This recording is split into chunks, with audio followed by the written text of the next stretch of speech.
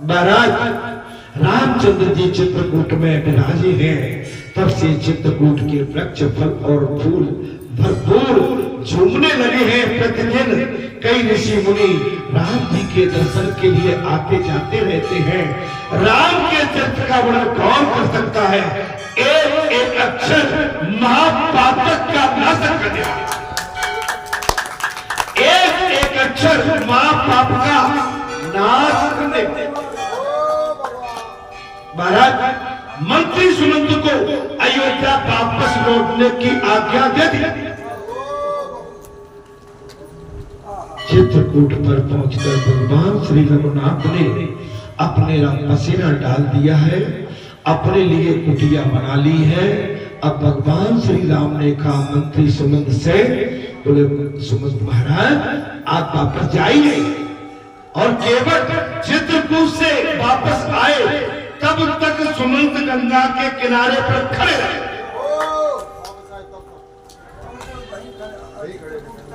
आप देखो ऐसे ऐसे महाराज, जब तक आप बिल्कुल निष्ठापूर्ण समर्पण अपने माता पिता के लिए, अपने गुरु के लिए, देव पुरुष महापुरुष सत्पुरुष भगवान के लिए, वेदों के लिए, अपने राज्य की कल्याण के लिए अगर आप नहीं खड़े होंगे तो आपको हमको उसका फल प्राप्त हो, फल प्राप्त फल प्राप्त कर, तब आप सारे संसार के महाराज बंधन तोड़ के मैं लो अब तेरे पास आ गया।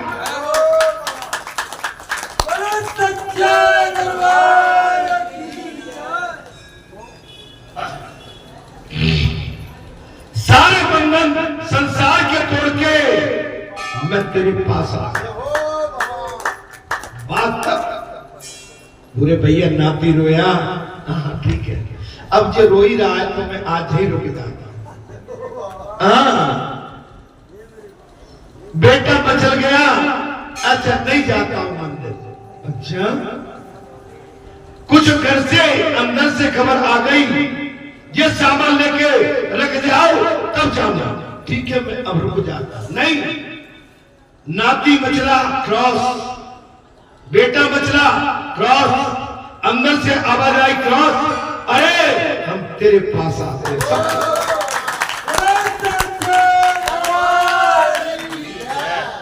डरते क्यों? रोटी तो मिलेगी घर जाके, भले ही उड़ाने खा खा के मिले, मिले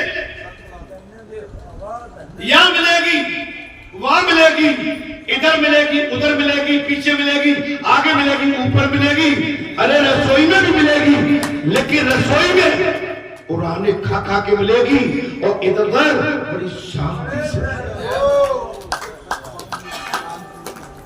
आए गए। जिधर हो जा तुम्हें लाज नहीं है,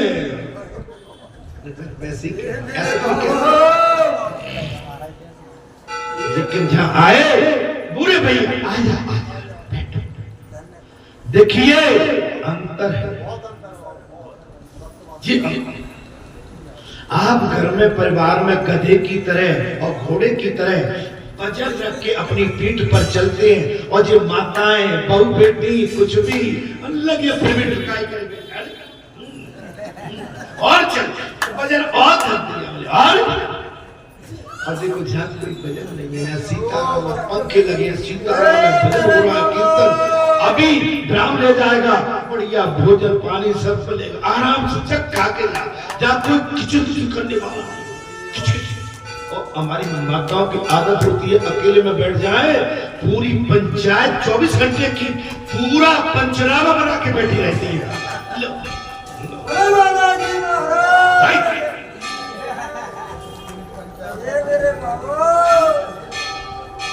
पूरा पंचनामा और उसका दस्तखत पूरे घर के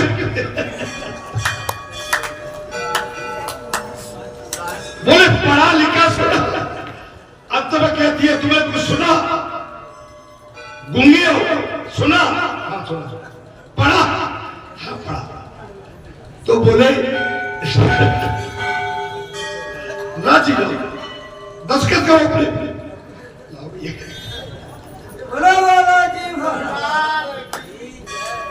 भैया अंतिम सील तो भीतर ही लगे। महाराज आदमी मार कर मार खा, लेकिन फिर देखो तो भी महाराज घर की ओर दौड़। दोपहर 12-1 के बाद ऐसे भग दिया। अच्छा वहां में मैं शरीफ हो गई। देखो भाई बात तो ताली तो दोनों हाथ से। अब मैं आपसे कह दूं कि भाई मैं नहीं भगता हूं तो हम भी भगते हैं भैया। बागम भाग से तो सबके साथ है। हमारी पूंछ इतनी बैठी जाती है महाराज कि पूंछ में कई काट पड़े। अरे कुछ कथा में पुनोद भाव भी आना चाहिए। महाराज आपने पहले बैलों की देखी होगी, किसान पूंछ में जो टोते पेनिया में चामुक और बामक की और बैल को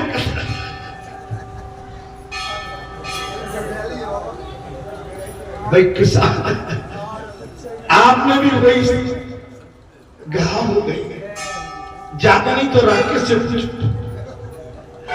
नहीं राकेश पे कोई अंकुश नहीं है, लेकिन अब अपना निशाना भी बड़ा सियापति भारत कथा की ओर। मंत्री सुमंत को अयोध्या वापस लौटने के लिए भगवान श्री रघुनाथ ने आज्ञा दे दी। केवट चित्रकूट के पास आए, तब तक सुमंत गंगा के किनारे पर खड़े रहे। अयोध्या की प्रजा पूछेगी राम को कहां छोड़ आए, तो मैं क्या उत्तर दूंगा? अब अयोध्या की जनता प्रजा पूछेगी हमारे राम को कहां छोड़ के आए हो सुमंत, मैं क्या उत्तर? राजा दशरथ भी तो प्राण त्यागते थे। सुमंत सोच रहे गंगा के किनारे खड़े खड़े, अगर मैं बगैर राम को लिए अगर अयोध्या वापस लौटा तो सबसे पहले तो अयोध्या की प्रजा मुझसे पूछेगी हमारे राम कहां है, और राजा दशरथ पूछेंगे और मैं नहीं बता पाऊंगा तो अपने प्राण त्याग देंगे। सुमंत के रथ के घोड़े भी उसी दशा में टकटकाए हैं। क्या बात, घोड़े भी बगैर राम को रथ पर सवार किए, घोड़े अयोध्या के लिए वापस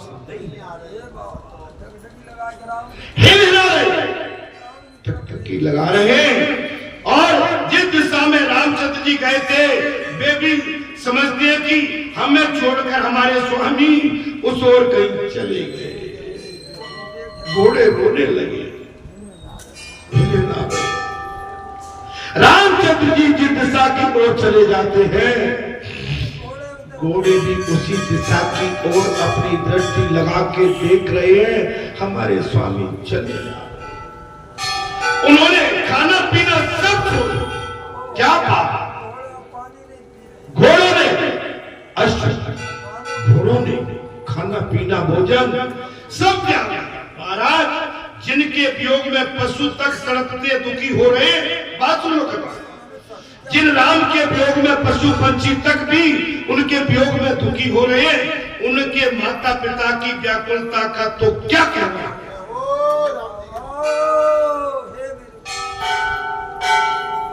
जिनके वियोग में पशु पंछी व्याकुल हो रहे और राम के माता पिता की तुलना हम व्याकुलता की तुलना कैसे कह सकते हैं? वे अब जी पाएंगे कि नहीं? क्या उनके माता पिता जी पाएंगे कि नहीं? केवट आए और सुमंत से कहने लगे मंत्री जी आप तो क्या नहीं। केवट भैया आ गए और भगवान के मंत्री जो थे सुमंत जी, उनसे कहने लगे थे, मंत्री जी आप तो ज्ञानी हैं, जब आप धैर्य धारण ग्रहण करें और अयोध्या वापस पधारे, साथ में 4 वीर सेवक भी आप अपनी सहायता के लिए साथ लेते रहे।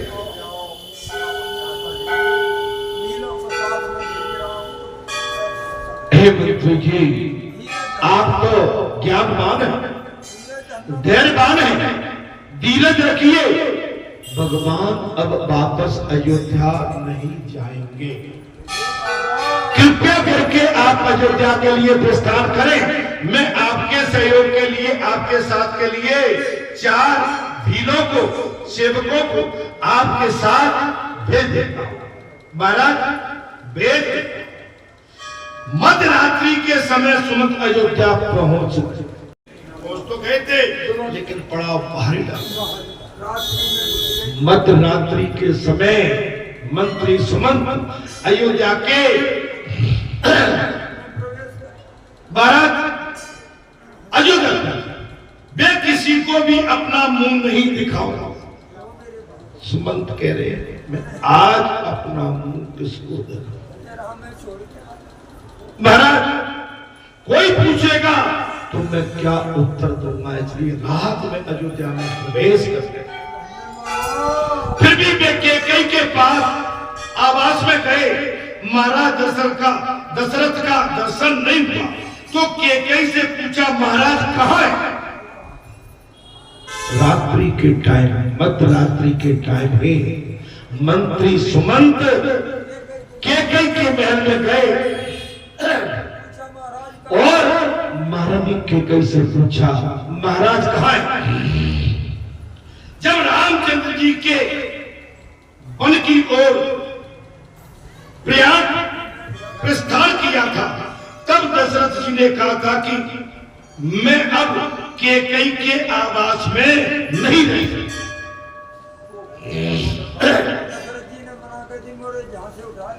भगवान राम ने जिस समय भगवान राम ने वन के लिए प्रस्थान किया है, उसी समय राजा दशरथ ने कह दिया था कि मुझे कैकेयी के इस भवन से, महल से मुझे अन्य स्थान पर ले चलो, मैं इसके पास नहीं रह सकता, मुझे कौशल्या के आवास में ले जाओ।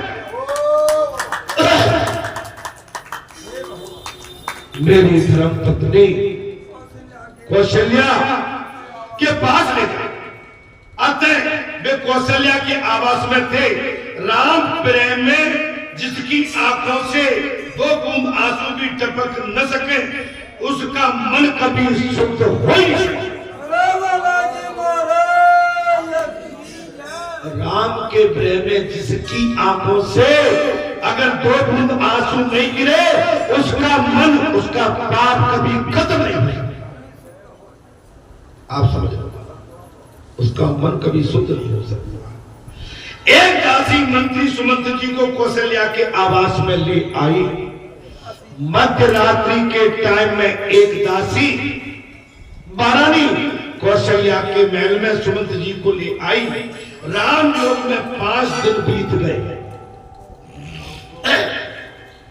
कथा अच्छी लग रही है। राम योग में राजा दशरथ को 5 दिन बीत गए। दशरथ जी के मुख पर मृत्यु की छाया पड़ने लगी।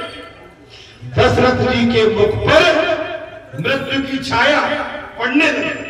मंत्री ने पास जाकर उनको दंडवत प्रणाम किया है।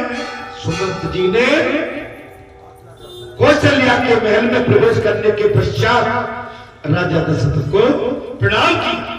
दशरथ जी ने आंखें खोलकर देखा और पूछा, मेरा राम कहाँ है?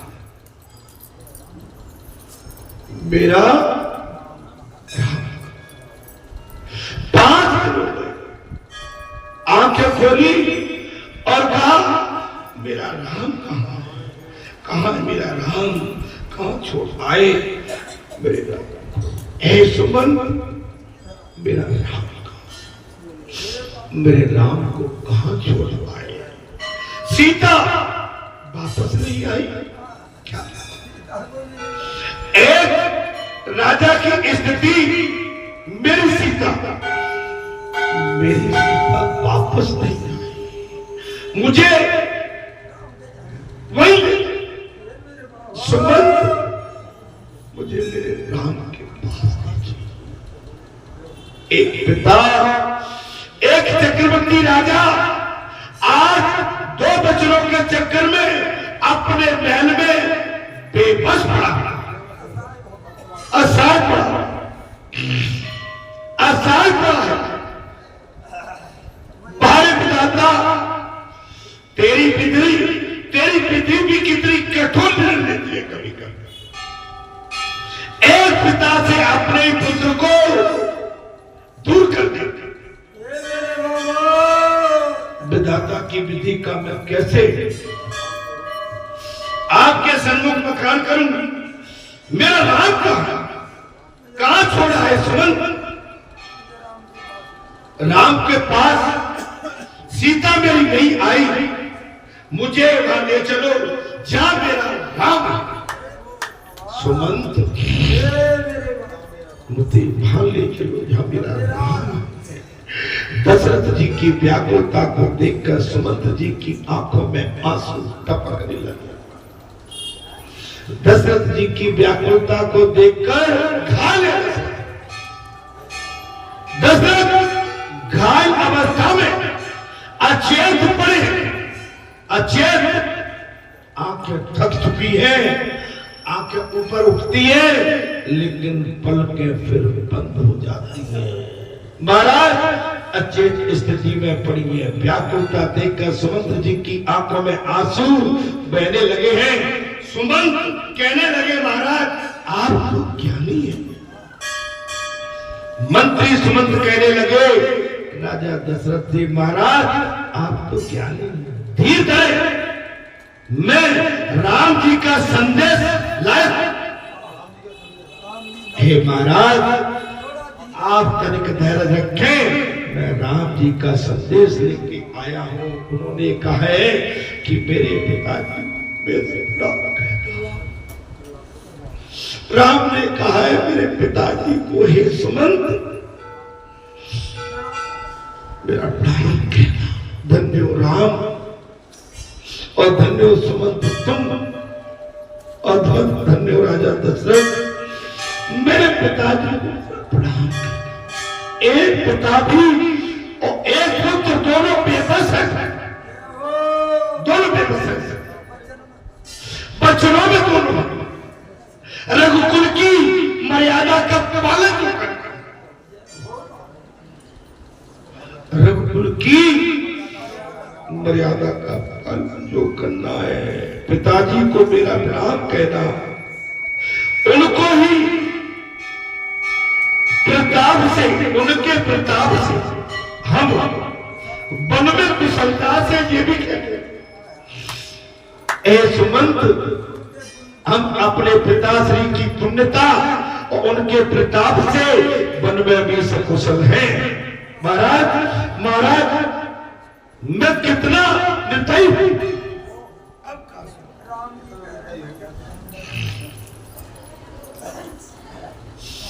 मैं कितना निर्दयी हूं कि राम को छोड़कर सुमंत कह रहे, सुमंत कह रहे हैं मैं कितना निर्दयी हूं।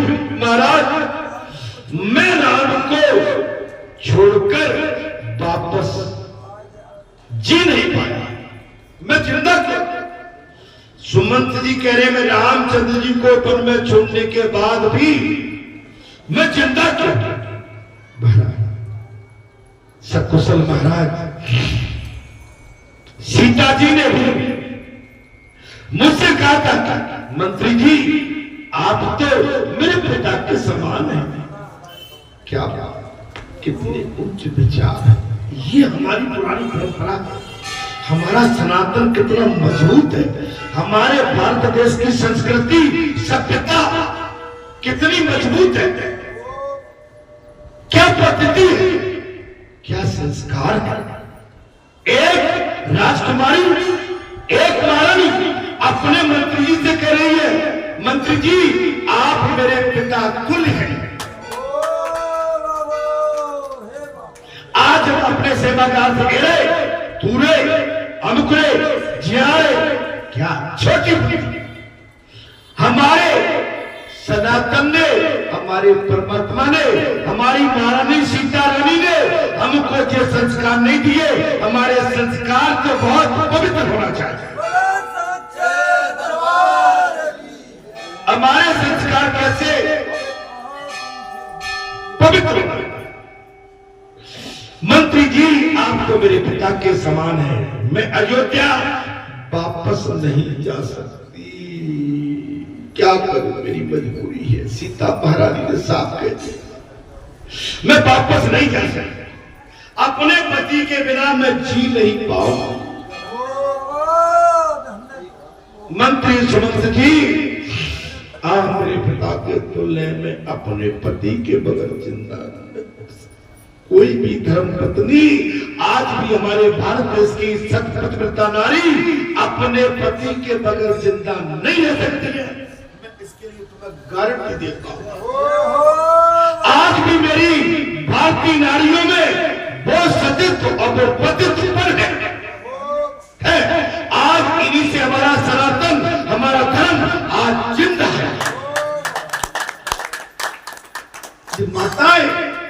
ये माताएं पल पल पे हमें संभाल, पल पल पे हमें बचाती है। मैं भले यहाँ कथा वाचन करके बैठा हूँ, घर में कभी परिस्थिति आ जाती है, एक छोटी सी नारी और कहती है तुम धैर्य रखो, धैर्य रखो, धीरे रखो, अपने धैर्य को मत खो। जिस समय कोरोना काल था, मैं बेबक हो गया था, एक ही वचन था, धैर्य मत खो, धैर्य मत खो, सब ठीक हो जाएगा, सब ठीक हो जाएगा। अगर तुम नहीं हो तो हम भी नहीं है, हमारा जीवन सब बेकार हो जाएगा। मैंने देखा है और मैं जानता हूं, जब इस तरह का वार्तालाप मुझे घर में मिलता है तो हर भारतीय नारी अपने पति के साथ ऐसे ही अपना गुहार करता है।